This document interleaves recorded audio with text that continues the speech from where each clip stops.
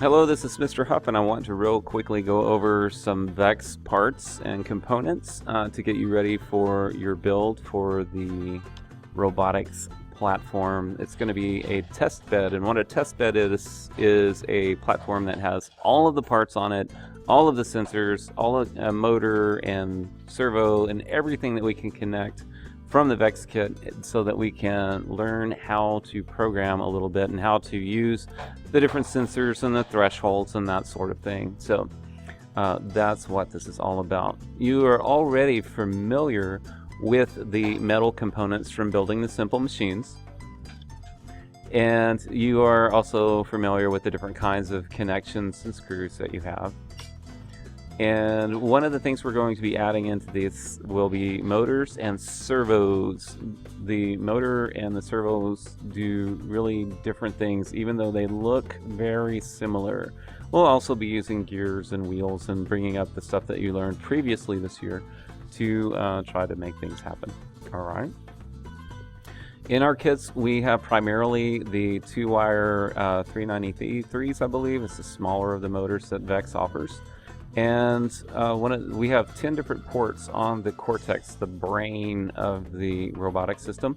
The first one and the last one are 2-wire connections. You can just plug the motor directly into those and control it. Everything else, ports 2 through 9, you have to use this motor controller, and what that lets it do is you can make the motor go forward or backwards at different speeds or come to a complete stop based on what your program says. So this controller makes that happen even though you only have a 2-wire connection.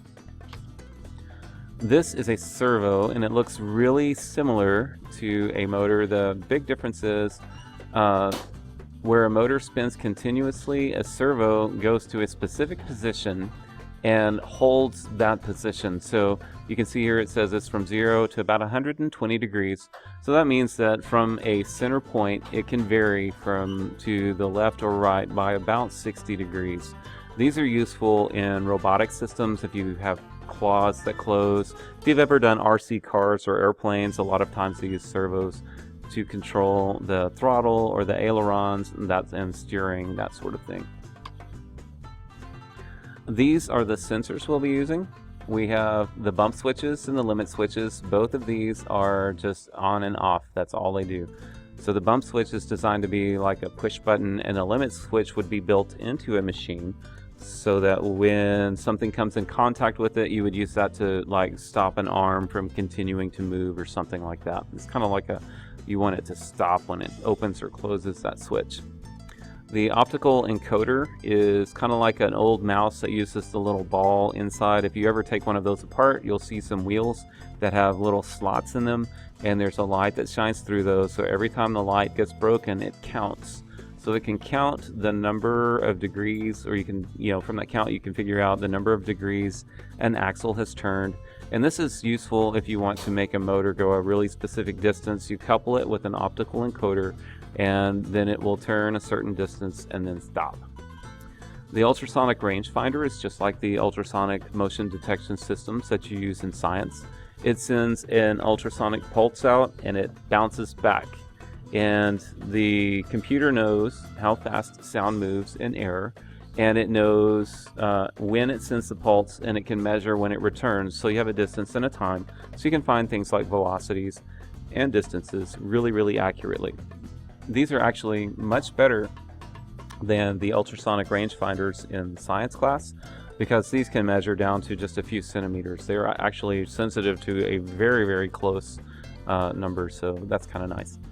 Then you have the analog sensors over here. You have a light sensor. These are used a lot in industry for counting, like every time a box passes over the light sensor, it counts. So it can tell if a light is shining on it, and if it's not, it can also tell you how much light is shining on it. Potentiometers work like volume knobs. We'll talk about those more in just a moment.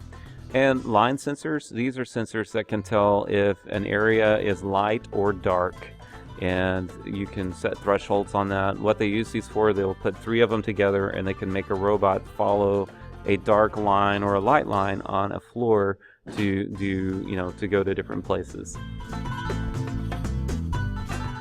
A word about the potentiometers, just like a volume knob, it can only go from like 0 all the way to max, and then anything beyond that is going to damage it. So never attach these to a motor because you will break the potentiometer. These are normally designed to be connected to something that you would turn by hand or something that's turned just a little bit so that you can adjust a value. So you could adjust a sensitivity or a motor speed using a value that you get from the potentiometer. So it's going to return a value between 0, which is all the way down, to 4095, which is all the way up. And what you could do is you could say, I'm going to have 3 speeds. And you could have 0 to 1000 would be the first speed, 1000 to 2000 would be the second speed, and 3000 to 4000 would be the fourth speed. So again, don't like twist on these hard, they will damage, and that's bad for your grade if you break this stuff. Optical encoders, we just explained that a little bit. So it just lets you count how many times the shaft is turning. And we already talked about the optical or the ultrasonic rangefinders, how they throw a sound out and the sound bounces back. If you use these, keep in mind that if you have things at different distances, that can confuse them. So make sure if you're using this to control something that you have a clear area so that it can measure that distance really accurately.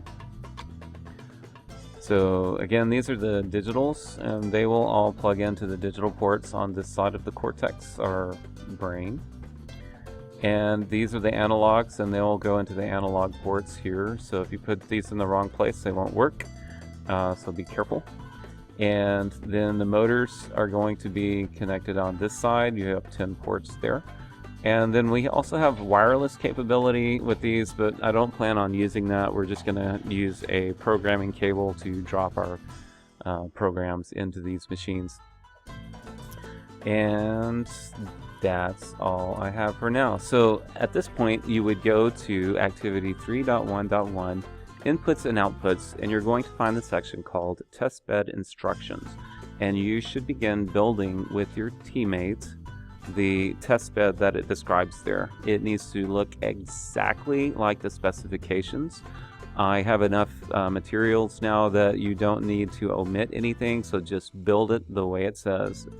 In the original instructions, they planned for 2 teams to be using a kit that didn't have duplicates, and we have solved that problem. So build it exactly as it says.